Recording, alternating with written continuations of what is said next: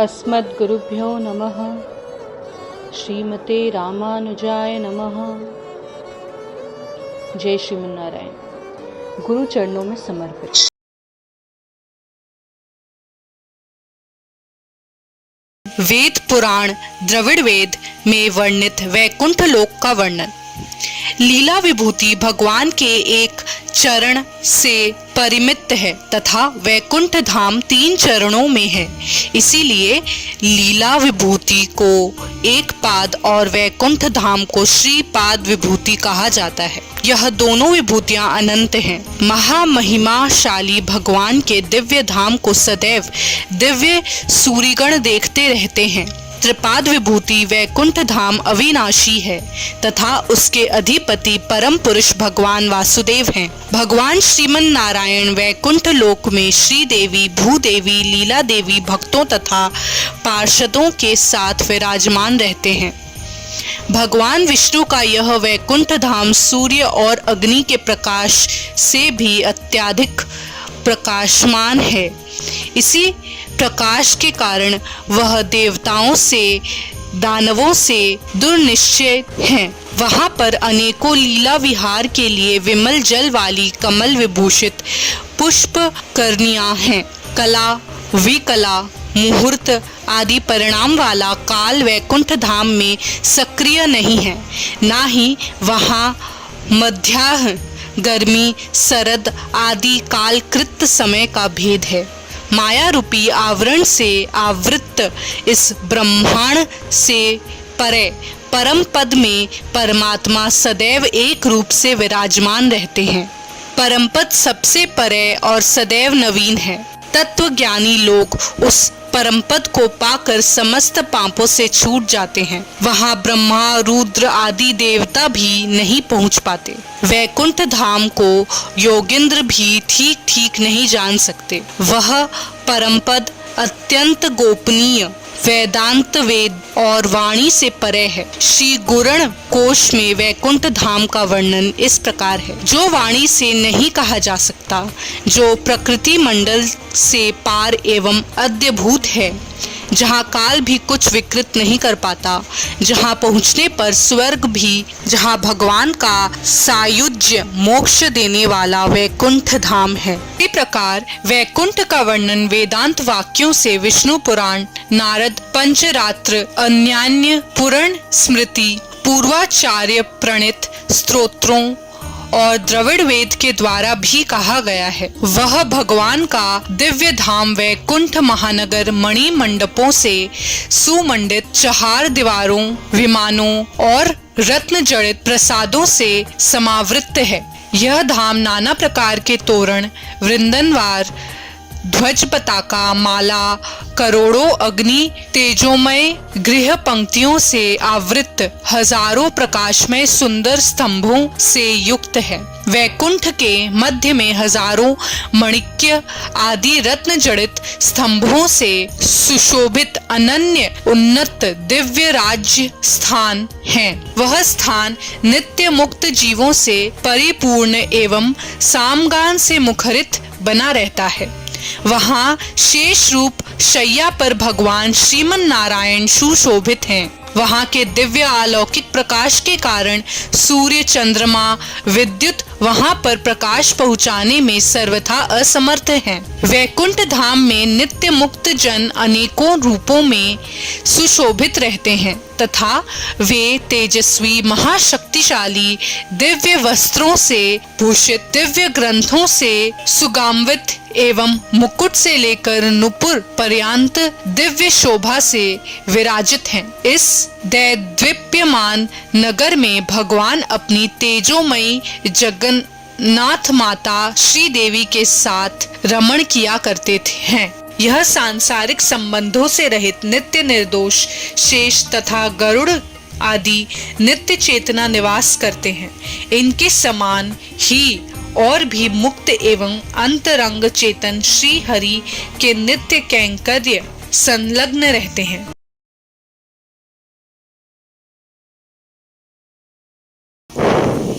श्री वेदांती स्वामी जी ने पूछा, श्री वैकुंठनाथ भगवान के साथ नित्य निरंतर रहने वाली लक्ष्मी देवी श्री वैकुंठ का ऐश्वर्य तथा अपने पतिदेव को छोड़कर इस दुखमय धरती पर क्यों अवतरित हुई।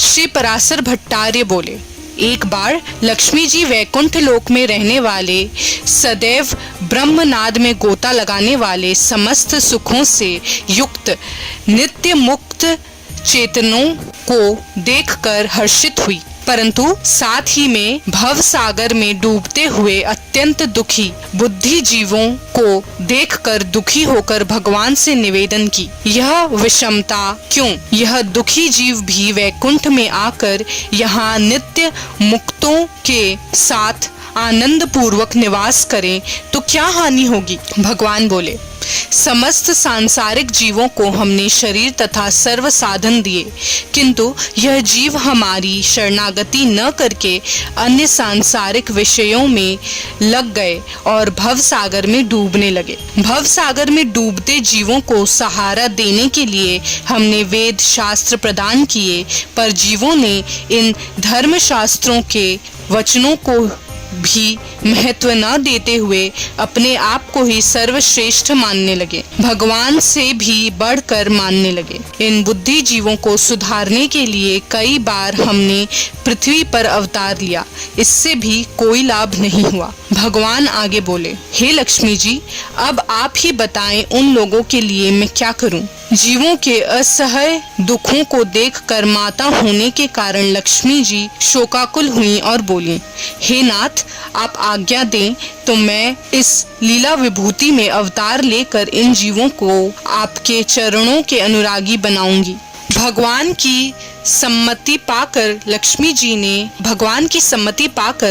जी ने सभी पार्षदों को साथ में लेकर भूतल पर अवतरित होने का संकल्प किया। श्रीमद् भागवत महापुराण में श्री शुकदेव जी ने राजा परीक्षित से कहा है, कलयुग में अधिकांश भगवत भक्त द्रविड़ देश में ताम्रपाणी, कृतमाला, पयस्वनी, कावेरी, प्रचिति आदि पावन नदियों के तट पर अवतार लेंगे। श्रीमद् भागवत महापुराण के इस भविष्यवाणी के अनुसार सभी नित्य सूर्यों ने द्रविड़ देश के अनेक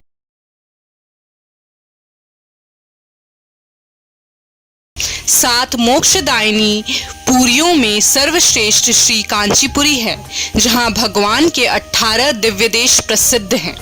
उन 18 दिव्य देशों में एक अष्टभुज दिव्य देश है और उसके उत्तर में श्री यथोत्कारी भगवान का दिव्य देश है। उस मंदिर के उत्तर में स्वर्ण कमलों से अवतरित एक सरोवर है। यहाँ पर द्वापर युग के 760,000 स्वयंवत्सर व्यतीत हो जाने पर सिद्धार्थी स्वयंवत्सर के तुला मास श्रवण नक्षत्र में स्वर्ण कमलों में श्री कारसार योगी ने अवतार लिया। वे भगवान के पंचजन्य शंख के अवतार हैं। वे मोक्षप्रद हैं। उनमें सात्विक गुणों की अधिकता है। वे संसार रूपी अग्नि के नाशक है। शीतल सरोवर के पारदुभूत हैं। सुंदर वचन बोलने वाले हैं, इसलिए वे सरो योगी भी कहलाते हैं। श्री सरो योगी ने भगवान लक्ष्मीकांत के लिए कमल समर्पित किया। मूल मंत्र जपते जपते अपनी सुधि भूल गए। श्री सरो योगी प्रथम आलवार हुए। श्री सरो योगी आलवार के अवतार के दूसरे दिन श्री मल्लीपुर नामक स्थान में समुद्र तट पर माधवलता के सर्वोत्तम पुष्प से महातेजस्वी श्री भूत योगी आलवार का प्रादुर्भाव हुआ। वह अश्विन मास का धनिष्ठा नक्षत्र बुधवार का सुदिन था। श्री भूत योगी स्वामी जी भगवान के कौमुद की गदा के अवतार थे। श्री भूतपुरी स्वामी जी के अवतार के दूसरे दिन समुद्र तटवर्ती मयूरपुरी के आदि केशव भगवान के सम्मुख चलतिका नामक कूप के भीतर लाल कमल पुष्प से श्री महद योगी स्वामी जी अवतरित हुए। श्री महद योगी स्वामी जी भगवान के नंदक नामक खड़ग के अवतार हैं। उनका अवतार सिद्धार्थ नामक स्वयंवर के अश्विन मास में हुआ। वे इंद्रारमण भगवान के चरणावृंदों में मनोहार प्रेममयी भक्ति के कारण भ्रांत योगी के नाम से प्रसिद्ध हैं। इनको महाचार्य भी कहते हैं। उपर्युक्त तीनों आलवारों के अवतार के बाद भगवान ने भूतल पर पधार कर उन्हें पंच संस्कारित किया और तत्वतार्थ ज्ञान से संपन्न करके समुचित उपदेश दिया। इन तीनों आलवारों का अवतार पुष्प गर्भ से हुआ, इसलिए ये आयोनिज माने गए हैं। तीनों अलवार स्वतः सिद्ध परमात्मा दास रूपी मुख्य रस से रसिक भगवत भक्ति तथा ज्ञान वैराग्य से सदा संपन्न थे। बचपन में अन्न पानादि से रहित और शब्दादि विषयों से सदैव अपरिचित रहे। तीनों को एक दूसरे के बारे में पता नहीं था। तीनों अलग अलग गांवों में विचरण करते थे। परम दयालु भगवान श्री हरि ने सांसारिक मनुष्यों का अज्ञान अंधकार मिटाने के लिए इन तीन मुनियों को दहली नामक क्षेत्र में परस्पर एक स्थान पर मिला दिया। एक बार भयंकर वर्षा के समय श्री सरो योगी भ्रमण करते हुए दहली नामक ग्राम में एक छोटी सी कोठरी में ठहर गए। यह कोठरी इतनी छोटी थी कि इसमें एक ही व्यक्ति कठिनाई से विश्राम कर सकता था। श्री भूत योगी भ्रमण करते हुए आए। श्री सरो योगी ने उन्हें विश्राम स्थल में आधा भाग सहर्ष प्रदान किया और दोनों पास पास में बैठ गए। श्री महद योगी भ्रमण करते हुए आए। इन दोनों ने उन्हें भी स्थान दिया, पर अब वे तीनों बैठ नहीं पाए, इसलिए खड़े होकर भगवत चिंतन और भगवत गुणानुवाद करते हुए अति आनंद से रात्रि व्यतीत करने लगे। तब उन तीनों के बीच भगवान श्रीमन नारायण ने प्रवेश किया। बहुत ही संकीर्ण स्थान होने के कारण तीनों योगियों को कष्टानुभव होने लगा। तीनों ने विचार किया, कोठरी का द्वार तो बंद है, फिर इतनी भीड़ कैसे हो गई? यह चौथा कौन और कैसे आ गया? उस चौथे व्यक्ति को देखने की प्रबल इच्छा से तीनों योगियों ने अपना ज्ञान दीप प्रज्वलित किया। साक्षात भगवान के दिव्य दर्शन पाकर तीनों मुनियों ने ब्रह्मनाद सरोवर में निमग्न हो गए। तीनों मुनियों 100 गाथाओं से युक्त 3 द्रविड़ प्रबंधकों की रचना की। श्री सरो योगी ने श्रीरंगम, श्री वैकुंठाद्रि, श्री कांची, श्री दहली आदि दिव्य देशों का वर्णन किया है। श्री भूत योगी ने श्रीरंगम, श्री कांची, श्री दहली और अपने अवतार स्थल श्री मल्लीपुरम क्षेत्र का वर्णन किया है। श्री महद योगी ने श्रीरंगम, श्री वैकुंठाद्रि, श्री दहली और मयूर नगरी की उत्तर दिशा में पुष्करनी के तट पर विराजमान भगवान का वर्णन किया है। इन दिव्य प्रबंधकों को जो भी पढ़ते हैं वे श्री वैष्णव बनकर वैकुंठ जा।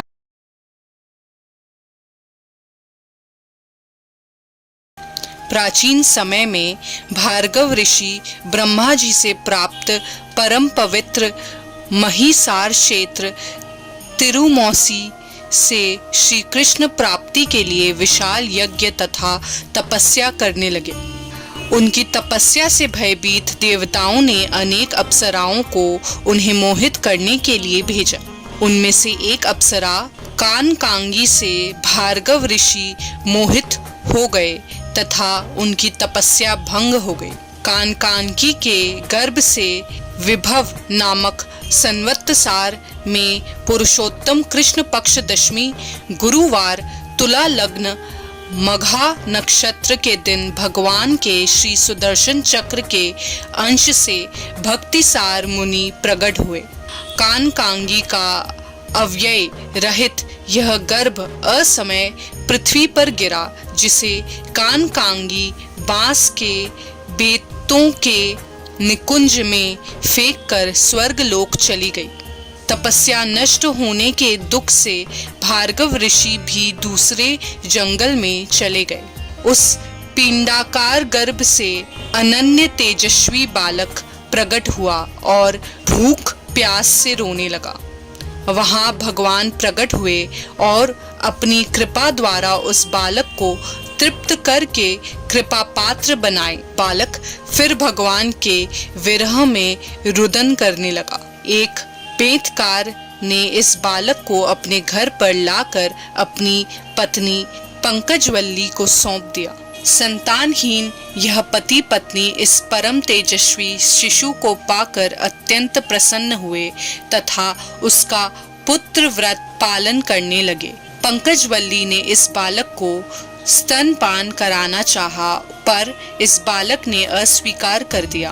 दुग्धपान अथवा किसी आहार के बिना तथा मल मूत्र त्याग रुदन आदि से रहित यह बालक भगवान का गुणानुवाद करता हुआ दिनों दिन बढ़ने लगा। सदैव अध्यात्म चिंतन में संलग्न यह बालक भक्तिसार नाम से प्रसिद्ध हुआ।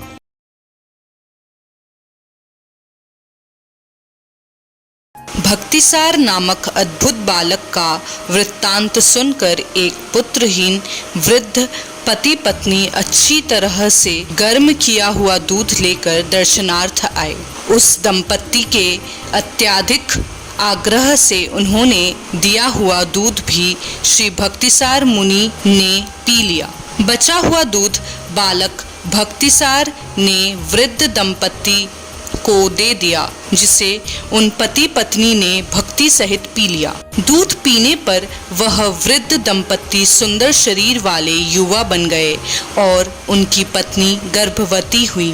उस साध्वी ने भगवत भक्ति परायण एक सुंदर पुत्र रत्न को जन्म दिया, जिसका नाम उन्होंने कंकी कृष्ण रखा। बालक कंकी कृष्ण ने भक्तिसार मुनि से सभी विद्याएं कलाएं प्राप्त की और महान भगवत भक्त कवि बन गए।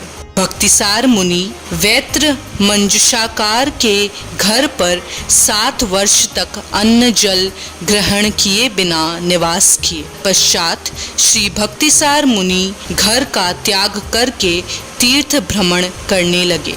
उन्होंने अष्टांग योग की विद्या प्राप्त की। भगवत प्राप्ति की इच्छा से उन्होंने बौद्ध, जैन, गौतम, कणाद, कपिल, पतंजलि, मायावादी, शैव, भाट, प्रभाकर आदि अनेक मतों का अवलंब करते अनंत शैवमत में दीक्षित हुए। श्री भक्तिसार मुनि शिव जी के परम अनन्य भक्त बन गए। श्री महद योगी स्वामी जी ने भक्तिसार मुनि का वृत्तांत सुना और उन्हें उचित शिक्षा देने हेतु भक्तिसार मुनि के सामने पधारे। भक्तिसार मुनि अनन्य शिव भक्त थे, इसलिए महान वैष्णव श्री महद योगी को देखते ही उनसे विमुख हुए। इस प्रकार प्रपन्नामृत का 80वां अध्याय समाप्त हुआ। जय श्रीमन्नारायण।